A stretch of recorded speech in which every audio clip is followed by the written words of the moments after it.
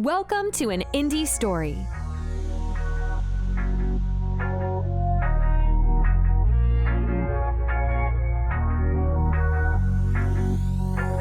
Hello, and welcome to an indie story, brought to you by the Thoughts and Players podcast. Now look, we love indie games, so we wanted to create this podcast not only to show our love for the indie game, but the indie developer as well.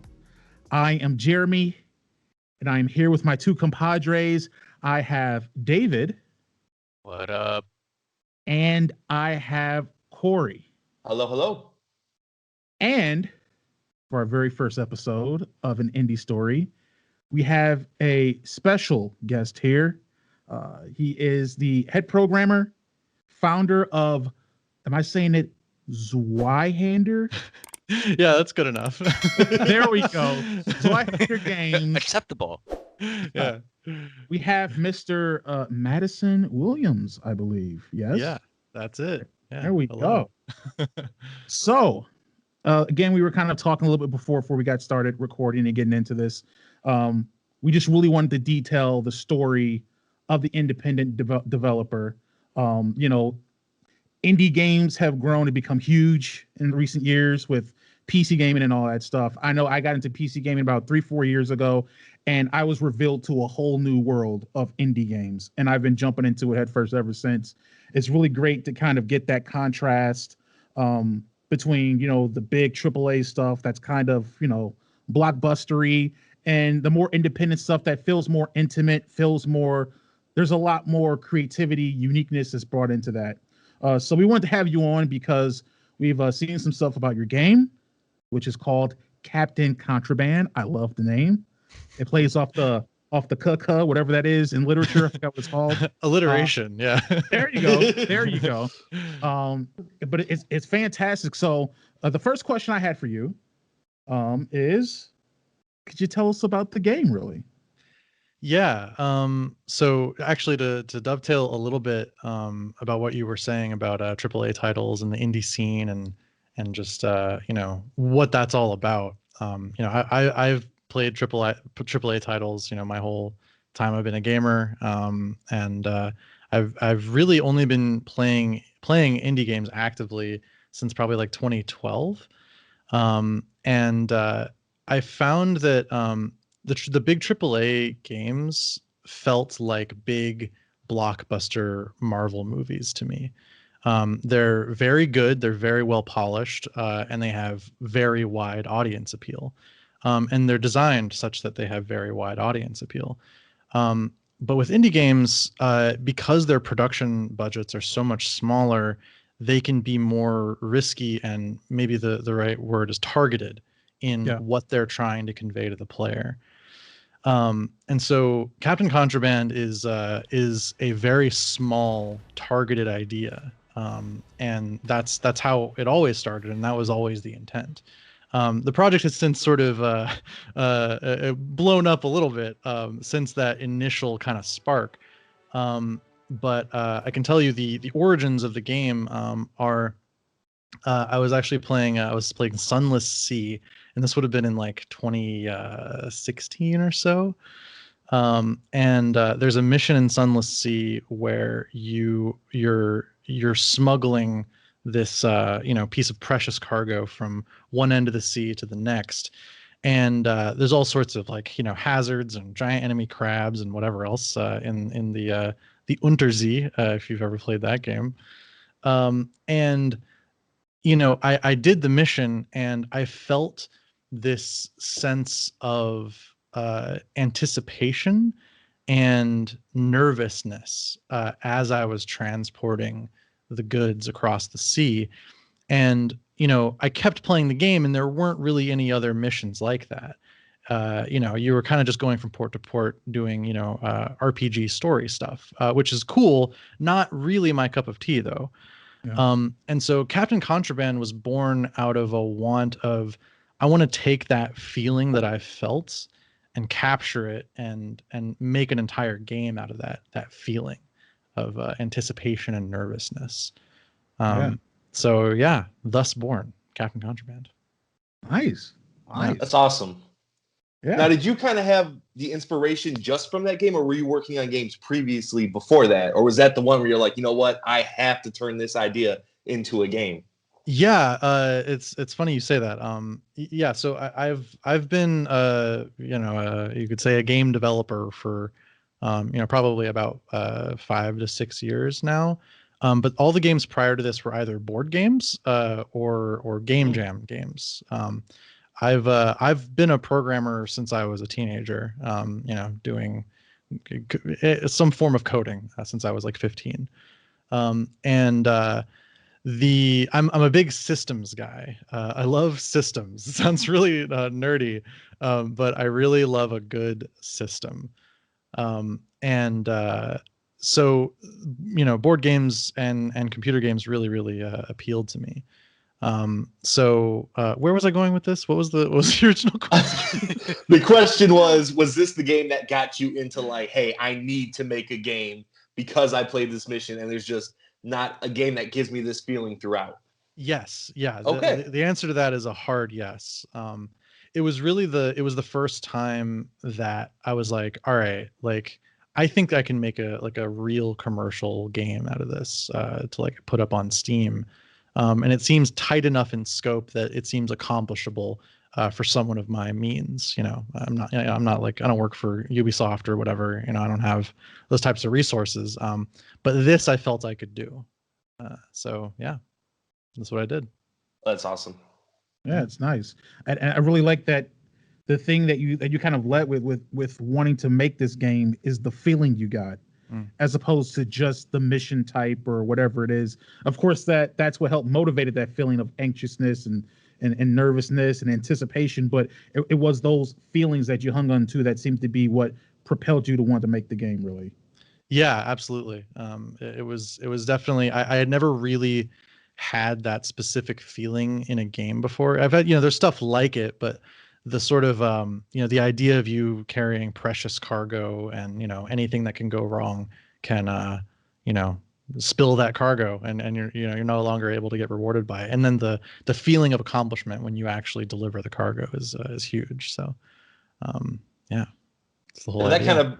That kind of brings me into a question. Is that why you kind of went roguelite? Because it has that like finality to like every run. Like every run, you really have to make it, or else you lose everything. Yeah. It's so permadeath, I feel, was a natural companion to a game like this, because you have to create stakes somehow, because otherwise your decisions don't matter. So where you stop at port, what seas you decide to sail, based on what you know of how dangerous they are. All these sort of little micro decisions are meaningless if you just respawn when you die. But taking in all of that information and using it to create an actual, plot your course, literally in the game of how you're going to get these goods to where they need to go. Making all those little decisions matter to the end results, I felt was essential to the design of the game. And again, yeah, permadeath was like an easy companion for that idea. Right. Nice. You had mentioned that you kind of got into programming around 15, pretty young. Yeah. And ever since then, you've been, just kind of learning these languages and coding away and getting better and better at it. Was there anything in regards to like your history of doing that kind of influence or educated your choice of the type of tools you're going to use to create your game? Yeah, that's a good question. So yeah, all throughout my career and my life, I've been kind of obsessed with systems, as I mentioned before. And programming languages are systems unto themselves. How they deal with syntax. I don't want to get too into the weeds here, but basically every programming language, if you think of it like it's like a tool in a garage. You wouldn't use a wrench to hammer a nail, right? I mean, you could. They call that an electrician's hammer, but but you wouldn't want to. You would want a hammer.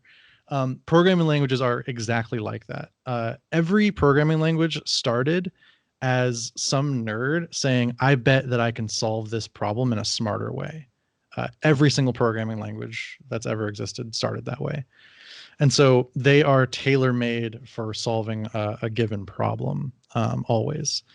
And, some languages, they sprout into these giant, things where they're solving many problems for many different people because people extend the languages over time. And I feel it's the same with gaming and frameworks and languages. The standard game development language is C++ at this point, or C#. And that's a standard for a reason. A bunch of programmers needed very, very low level tools for dealing with the hardware to make games perform back in the day. You look at a game like StarCraft Brood War, for its time and place, what would it come out like 96? Insane, right? Like there's hundreds and hundreds of Zerglings on the field, and they're all like doing AI, and that's a lot of memory. And so they had to program it in something like C++ to manage the low level memory of the game. So for Captain Contraband, I really wanted a language that was simple. I wanted a framework that was simple. It's a 2D game and has always been conceptually a 2D game, even though it's kind of 2.5D. But we can get to that later. But so I really wanted a engine and a language that was specifically meant for 2D graphics programming. And so I ended up on Game Maker Studio 2. And their language is GML, scripting languages. And so yeah, that's what I've been going with over the years with this game. Nice. Yeah. We were kind of talking about before, just looking at the trailer and the website, dope website, super dope website, by the way. Thank And you. we were talking about one of the things we really liked was the art style. Yeah. That it kind of has like, I don't know, is cartography? Is that the correct word? Kind of like the style of everything. Yeah. Yeah. What influenced that? Now I know you have other people you're working with on the game as well.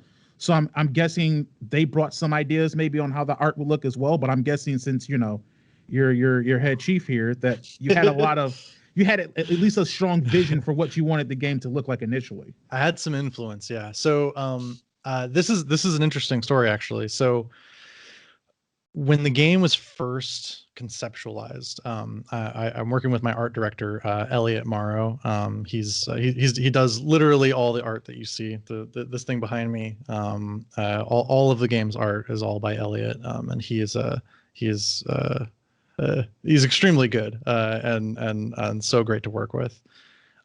So originally, the art style for the game, I had this vision of it being like a you ever see those paintings, those oil paintings of ships in like cresting waves, and it's all dramatic and thunder and lightning and all that sort of thing. Yep. So originally it was meant to look like one of those nautical oil paintings, and that's what it was for 8 months or so.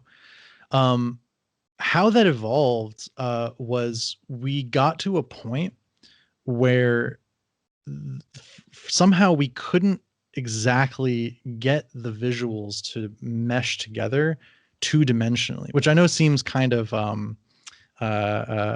weird because oil paintings are two-dimensional, but it's a two-dimensional picture of a three-dimensional thing, right? Mm-hmm. And so what we were doing, because it's top-down bird's eye view or whatever you want to call that, top-down isometric-ish, that art style wasn't really making things pop out of the monitor. You know what I'm saying? And the there wasn't enough contrast, and it was just it wasn't working. And we got to a point where both me and Elliot were like, you know what? Like, we keep iterating on this, and it's not working. So what are we gonna do?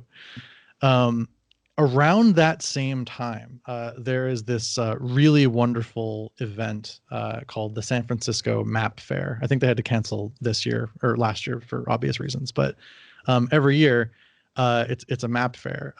And not to gush too hard for too long about this, but this event is when I say San Francisco Map Fair, whatever you pictured in your head, it's like 10 times cooler than that. So let me describe to you what it is. So it's basically a bunch of people with booths, and these people with booths are collectors of antique maps. And these are real maps, not recreations, like real 17th century age of sail maps. Like, I'm getting goosebumps just talking about this. But I went there and I was like, I couldn't believe what I was seeing. I was like, this is from 1650. Like somebody hand painted this. And if it's a copy, somebody hand painted the copy. It's still a dude hand painting it. And that style was like, I mean, it was like a creative explosion, right? Like, Elliot was excited, I was excited, and we were like, you know what? Like, Captain Contraband has to use this art style. Like, this is just, it's too cool. And what's one of the really cool things about using this art style is there are actual artistic conventions for how to make these maps. I don't know if you guys know anything about antique maps and map making, but like the dimensionality, like how things are shaded, all of that stuff is all like pretty standardized over the years, because this is something that these 17th century 18th century artists did for hundreds and hundreds of years, and only recently really stopped doing. That was the inspiration. It's a very long answer, but that's the inspiration for the art style and where we ended up where we got. I mean, that's a great answer though, so it's definitely worth it. Yeah, that's a very great, that's a great story to get to. Yeah, you're like, hey, went to a map festival. Yeah, and I'm telling you, this is a kick-ass map festival, and we saw all these different hand-drawn maps. Because you're right, it was basically a trade for a lot of people, like up to a certain point, because of all these excursions and different kind of sailing stuff they were doing to discover or trade routes or something like that. Yeah. And these were valuable things. Like, if you were a ship captain, like, you needed to have these if you were going somewhere. And it's also hilarious how inaccurate a lot of them are. There's actual, they have maps of like what they thought the continental United States looked like ish. And it's just completely wrong. Like, it's way off. But beautiful, obviously. Right. There was also a map. This was actually like really inspirational to us. There was a map of like the Arctic Circle, the North Pole, and they didn't know what was like actually up there on the top of the pole, right? So they drew what they thought was there and was causing these weird currents all throughout the world, which was like this central kind of I don't want to say whirlpool, but a central reservoir of water, where water was spewing out from 4 different sides. I mean, it's beautifully rendered. It's awesome and completely wrong, as we know now. But just like the amount of time these people spent on things that were very wrong, but very well drawn is very impressive. Yeah. Anyone listening, if you have a chance to go to the San Francisco Map Fair, you should absolutely do it. It's truly an awe-inspiring thing to me. Yeah, I have some friends that live in California, and they're gonna hear this, so they'll probably definitely take a look. Hell yeah. Way cooler than you think. Because when you explained it, because I've been to like a lot of anime conventions, so I was just thinking that, except just like for maps. Right. Yeah. Oh, like posters of maps, or like cute anime girls drawing maps, that kind of thing. No, none of that. It's real, actual history. It's crazy. I who knew this? This is crazy to me. They just have this stuff. It's wild. I just imagined that instead of there being an anime girl doing something, there's a girl dressed as a duchess sailing in the wrong direction. Exactly. Yeah, for sure. So it's a good thing that people hoard, because now you can take their stuff. Definitely. But yeah, all the buildings that you see in the world of Captain Contraband, all that stuff is like completely lifted from antique map making. If you ever Google 17th century map of Venice, like an actual a city map almost, that's what it looked like. And they even had names of streets and stuff in the beautiful artwork. It's really wild. Anyway, I'm going on and on about That's maps. awesome. I mean, welcome to but again, Map podcast. Right. If anything, this will be a good It's a big add part to of the San game, though, Francisco. right? It I is, know. yeah. Yeah, it's a big part of the art style is absolutely so unique, and then, like you said, going from it didn't the original version that you had didn't pop the way you wanted it to on the screen. This definitely does, because I haven't seen any games that look like it. You know, and to see the way that it works from the trailer and everything like that, the game functions and looks very good within this art style. So it's definitely something that's an achievement. Thank you. Yeah, and that's something that me specifically, I'm a huge stickler for visual acuity. I hate playing a game where there's not enough contrast between enemies and the background, and especially an action game, like a real-time action game. You end up making weird decisions, like split second, and you're like, wait, I thought that was a boulder. That's actually an enemy. It's a skeleton. That annoys me to no end. So being able to leverage an art style that isn't really subject to the real world, like how things are actually rendered in the real world, means that you can make anything contrast against the seawater or enemies or whatever it is you want to do. You can manipulate the color palette and make it work within this art style. So yeah, it's great. Fantastic, man. Yeah, with the art style and all the programming, did any of that decide on what game engine to use? No, the art style and the programming I knew, no, I wouldn't say that. It was more like I knew I needed it to be 2D, or my vision for it was that it would be 2D originally, and then as far as the engine, I always, just me as a programmer, I always try and use the slimmest tool for the job that I need. Okay. So I don't want to bring in a 1 gigabyte framework that comes with Unity for my 250 megabyte game, if that makes sense. Yeah. Yes. But this might be neuroses on my part. I don't know.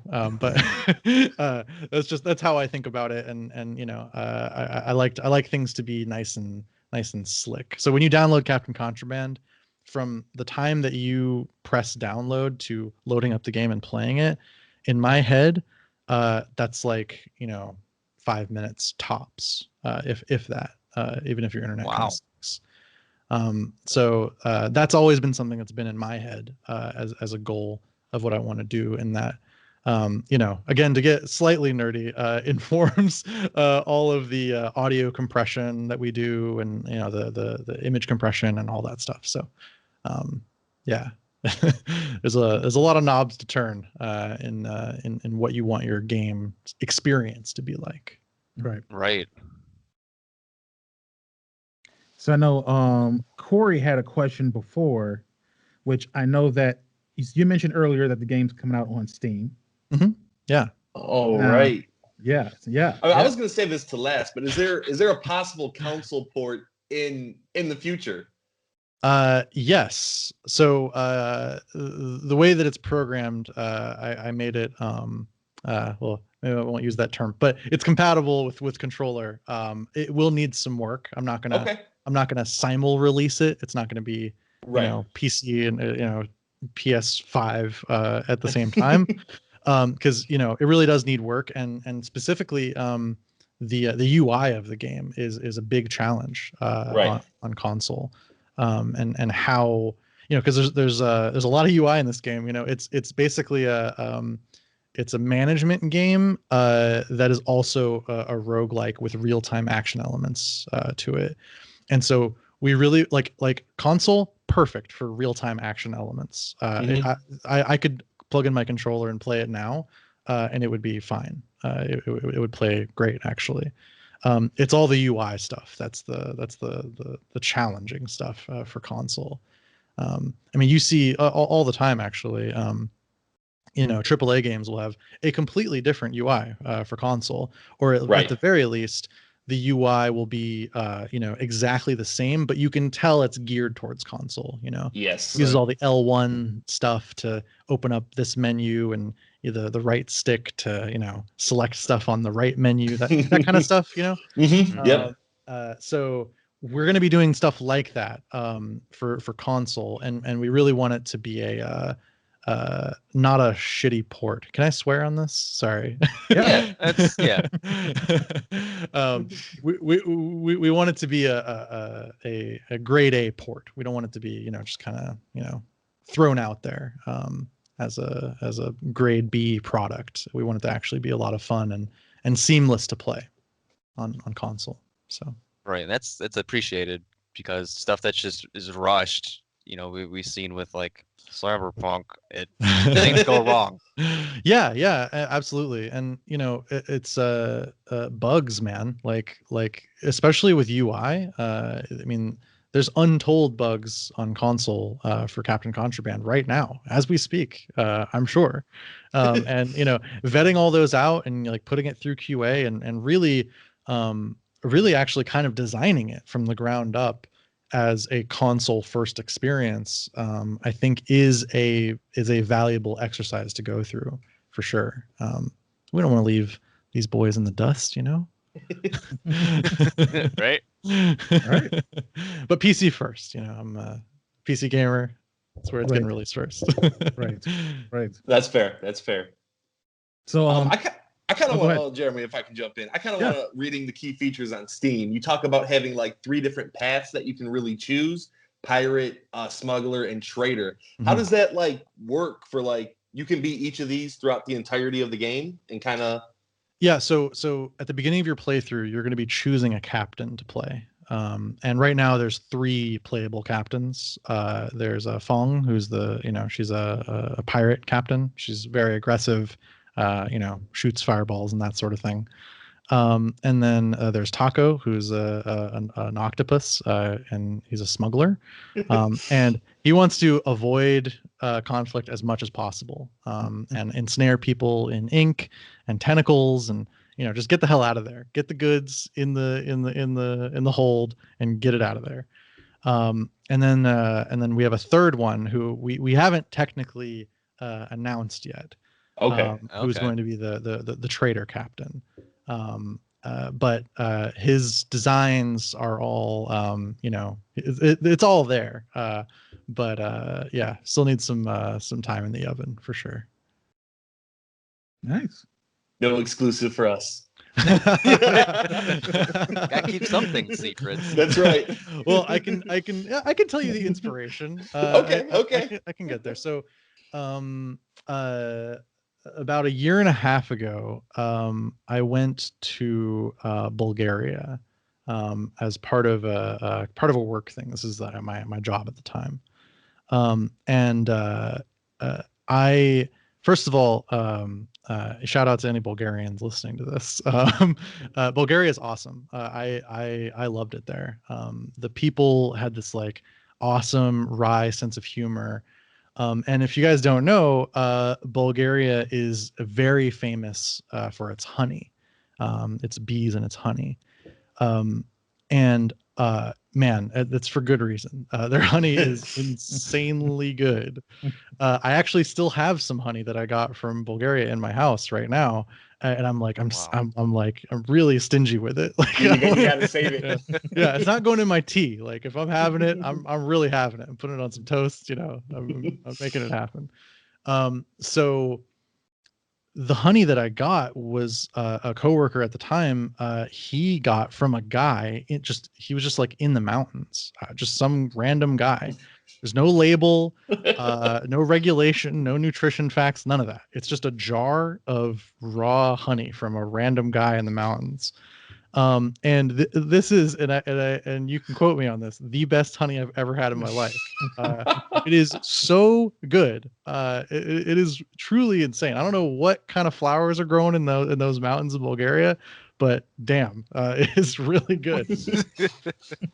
So the trader captain is inspired by this mountain man that raised these bees and produces this honey.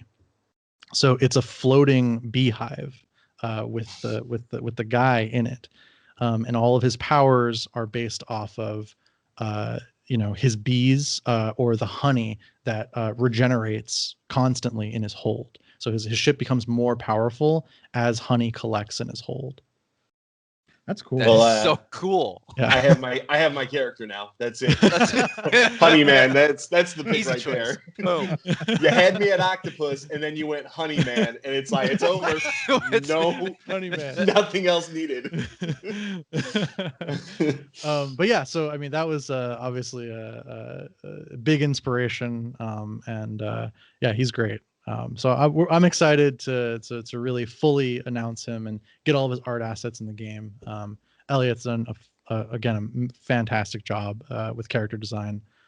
Just putting something that I had vaguely in my head of a man I've never met but have only tasted his honey, and putting it onto paper, and making him come to life. It's really an inspiring thing.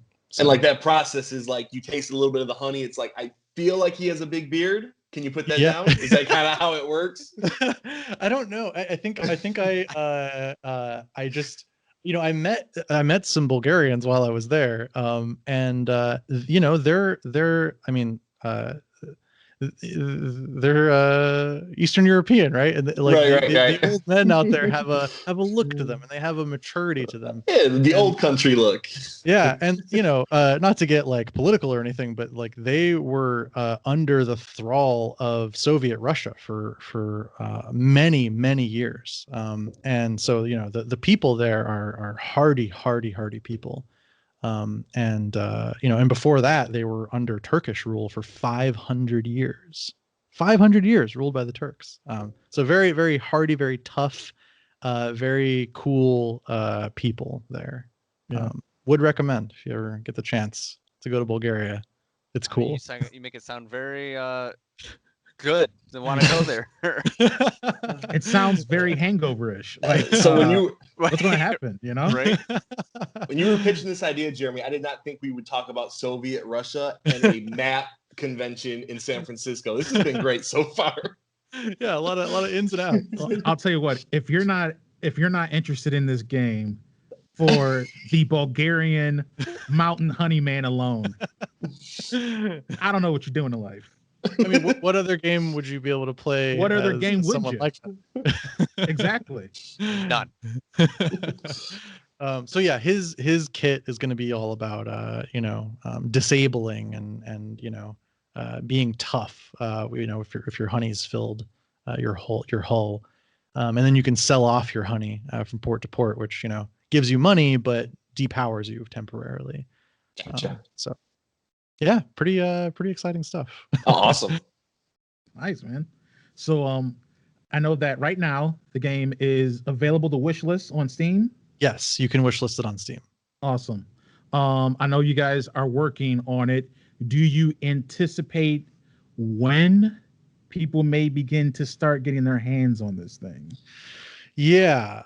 So I want to do an alpha and beta starting in the early summer and ending in the late summer. And so that's going to be a really involved process, making sure you test the game and rigorously make sure that it's a product worth releasing.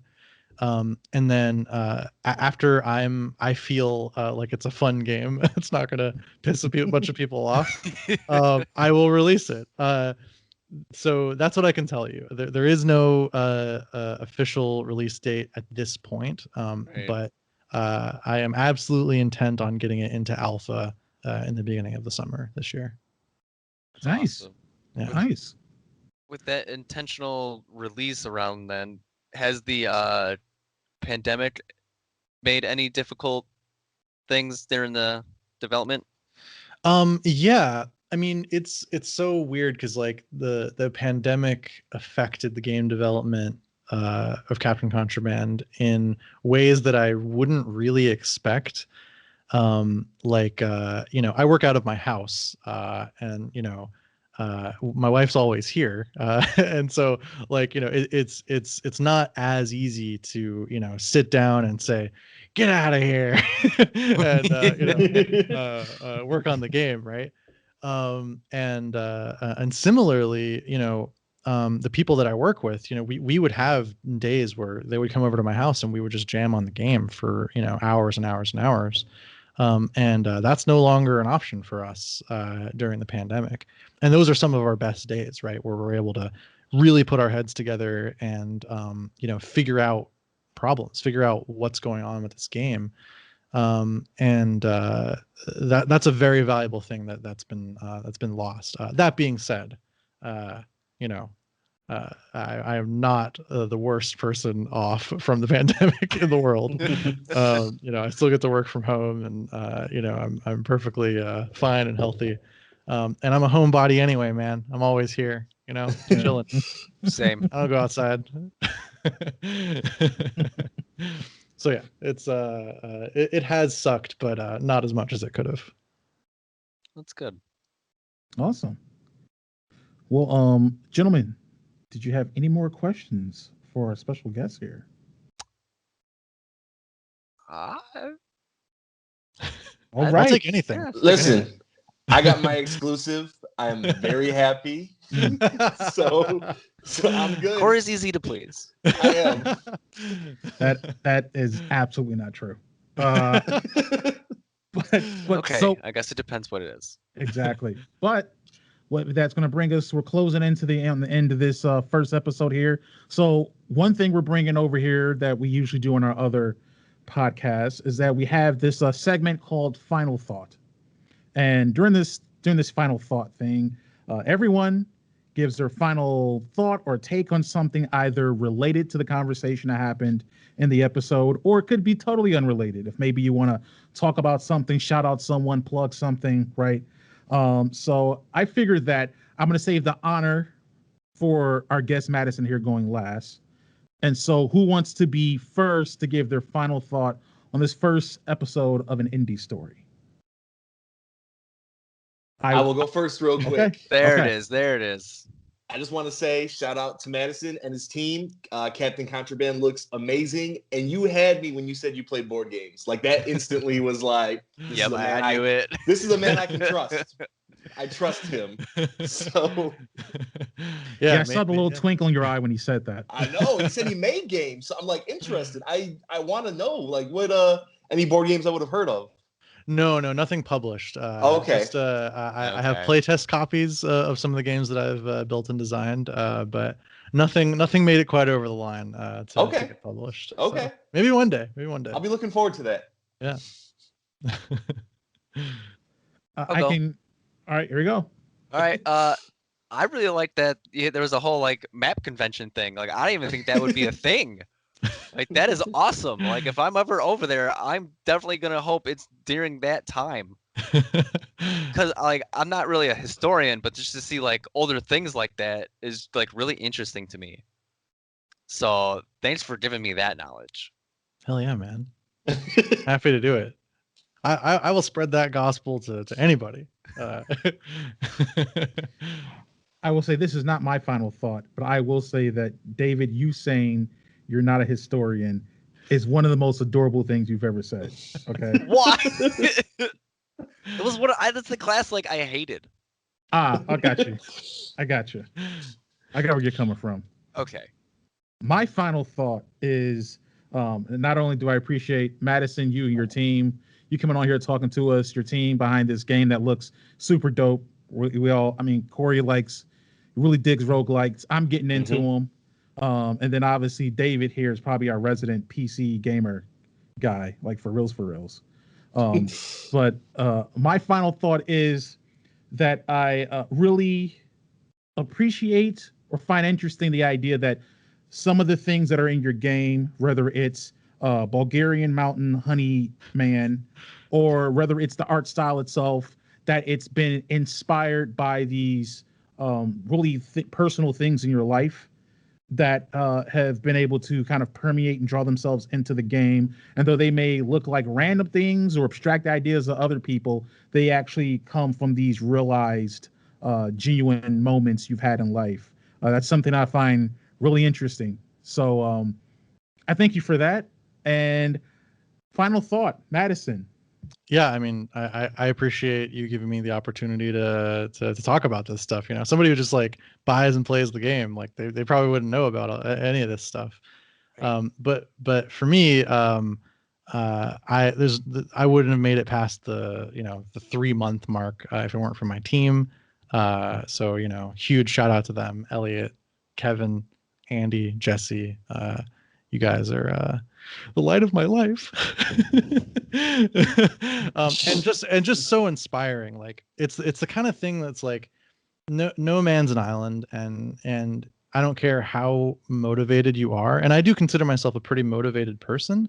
I don't care how motivated you are, there is no way that you're gonna make it alone. You need people to feed off of, and you need people to fuel your own creativity and your own drive to make something happen. And my team has been awesome for that. So it's huge, man. It's the collaboration aspect of it has been really the experience of a lifetime for me. So it's been awesome. Yeah, it's awesome. That brings us to the end of our first episode of An Indie Story. How do I usually end this, guys? Regular way? Let's just talk about it. Guys, if you like what you heard, we implore you to check out Captain Contraband, wishlist it on your Steam. All right. Follow them on the socials. We'll make sure to link them and plug them in our show notes and description. That way you guys can stay informed. We'll be making sure that we stay in contact so we're informed and we can pass it along to our audience. So stay plugged in with them. Stay plugged in with us. Just stay plugged in. You know what I'm saying? The Matrix is All pretty the cool. plugs. Stay plugged There's in. a bunch of plugs. Yeah, all the plugs. Just stay plugged in. Also, if you think that the three of us, I myself, David, Corey, if you think that we're all not too bad, perhaps you will follow us on our socials. You can like the podcast on Facebook at facebook.com/thoughts and players, all one word, as well as on Instagram at thoughts.players. We are on Twitter at thoughtsplayers2. Again, I will say that is Corey's domain, scary place. So you can go there. It's a scary place. We are also on TikTok. That is my domain, self-admit, scary place. Okay. But we hope that you follow us there. We hope that you guys check out Captain Contraband, wishlist it, go on Steam, do that thing. Look out for it in whatever, in a year or 2 or 3 or 5, whenever you guys bring it to console. I know Corey will be there with his DualSense controller ready to go. That's right. And we'll be there too, I think, right? Maybe. David, we'll be there. I'll be there on my Xbox. Will you be there? Whenever I get one. Whenever he gets one. He doesn't. It's going to be eventually. He's PC Master Racing it still, so he'll probably just be on Steam with it, which is fair. Wow. But yeah, that is it for us. You guys let us know what you think about the new series. This is something that we're really passionate about. We want to do. We are very honored to have Madison on as our first guest to talk about this really great indie game that is coming up that has really interesting stories behind its creation. They're great stories. Thanks for having me, man. Yeah, so that's it for us. Again, let us know, and we will catch everyone on the next